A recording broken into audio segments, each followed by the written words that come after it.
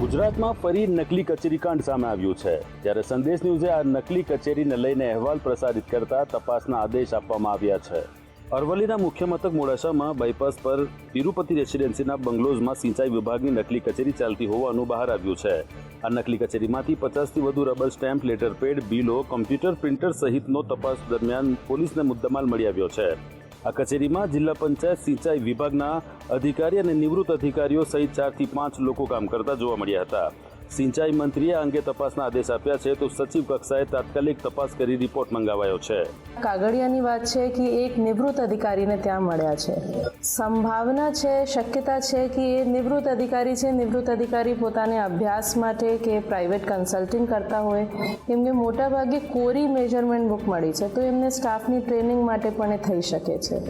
અત્યારે એક સિક્કાઓ જે મળ્યા છે એ તપાસના મુદ્દા છે। આપને જણાવી દઈએ કે નકલી કચેરી 3 વર્ષથી કાર્યરત હોવાની આશંકા સાથે સમગ્ર પ્રકરણનો બાયડના ધારાસભ્યએ પર્દાફાશ કર્યો હતો।